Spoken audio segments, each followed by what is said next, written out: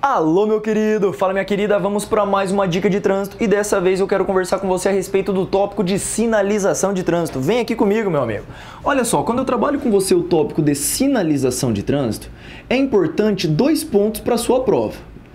Aqui, você saber que o tópico de sinalização ele se encontra topograficamente localizado lá nos artigos 80 a 90 do CTB, tá? Artigos 80 a 90 do Código de Trânsito Brasileiro, e também você encontra a Resolução 160, que particularmente eu acredito que é uma questão certa aí na prova. Resolução 160 de 2004. E o que eu vou bater com você hoje é justamente a classificação dada pela resolução, juntamente com o artigo 87 do CTB.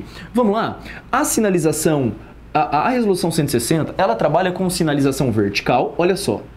Pedro, o que é sinalização vertical? Primeiro, a sinalização vertical é aquela que você encontra, primeiro, sinais de regulamentação,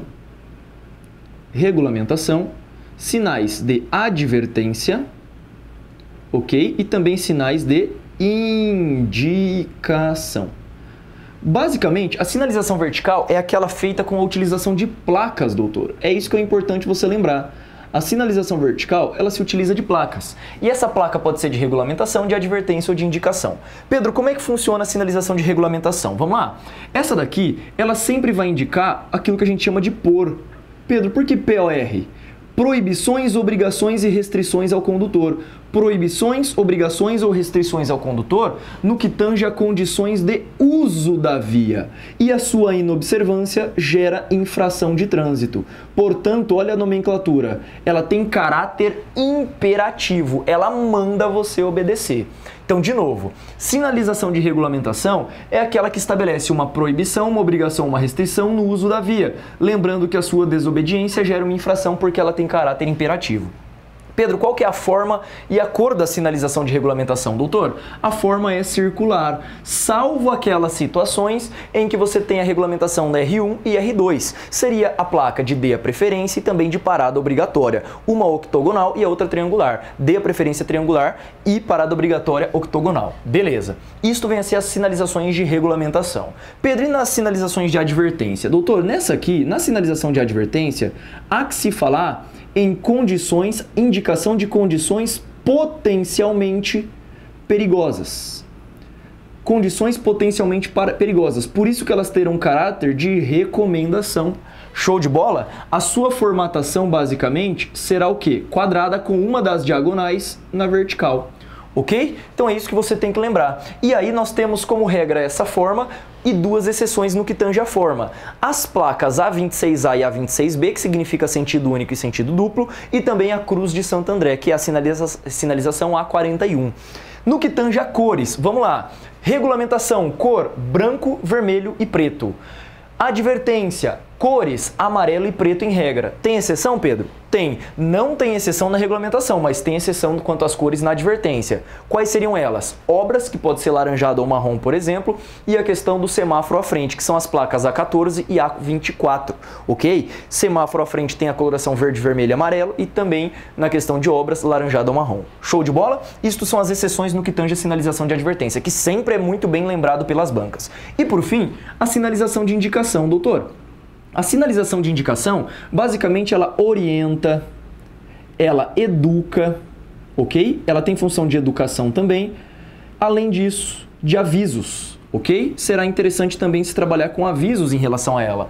E a forma de uma placa de indicação varia, ok? A regra é que ela tem forma retangular, como por exemplo pedágio, como por exemplo aquela quilometragem da rodovia e por aí vai. Mas existem exceções, como por exemplo as vias pan-americanas, que tem a formatação de um brasão aí na prática, ok? Então regulamentação, advertência e indicação são as 3 sinalizações verticais que você tem que tomar cuidado. Depois eu vou trabalhar com você a sinalização horizontal. E doutor, 2 coisas que você tem que saber a respeito da sinalização horizontal.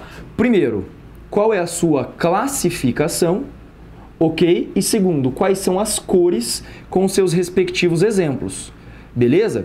Classificação da sinalização horizontal. Ela pode ser longitudinal, como por exemplo a linha contínua, a linha seccionada, a dupla contínua, a dupla seccionada e por aí vai. São sinalizações que se dão ao longo da rodovia, por exemplo, ao longo da via. Portanto, é classificada como longitudinal. Existe também as transversais. Ó, eu vou colocar só as iniciais.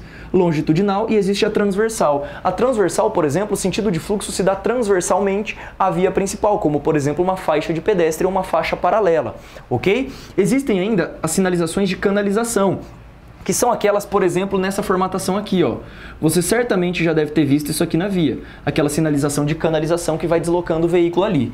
Por fim, ainda existe também as sinalizações de estacionamento e parada, delimitação de locais de estacionamento e parada, e por fim, também a questão de inscrições, símbolos e legendas sobre o pavimento, ok? Então isso aqui que é importante você lembrar dentro da classificação da horizontal. Pedro, e cores? Vamos lá? Eu tenho dentre as cores o amarelo, o branco, né? Vamos colocar primeiro o branco.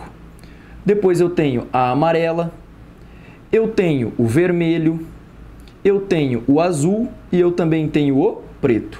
São essas 5 cores que você tem que tomar cuidado. Branca, vias de mesmo sentido, delimitação de vias e inscrições sobre o pavimento. Amarela, locais em que é proibido você parar e estacionar e também indica vias de fluxos opostos.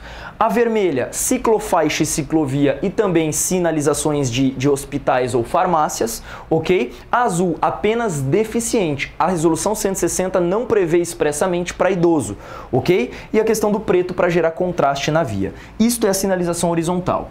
Depois, ainda existem as sinalizações dos dispositivos auxiliares, cavalete, por exemplo, a questão da taxa, taxão. Ele serve para enaltecer ainda mais a sinalização do local, doutor. Existe, por fim, também as sinalizações de dispositivos luminosos, por exemplo, o foco de pedestres, o semáforo. Lembrando que os sinais luminosos, eles também podem ser classificados em de regulamentação, ok? E também de advertência.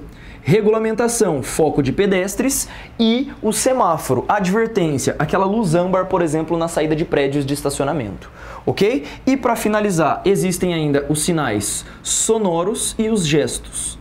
Os sinais sonoros e os gestos do condutor e também do agente de trânsito, ok? Com isso, eu dou uma palhinha a parte geral voltada na resolução 160, juntamente com o artigo 87 aí do Código de Trânsito Brasileiro. Espero que isso facilite sua vida, espero que isso norteie um pouco mais os seus estudos no que tange ao tópico de sinalização.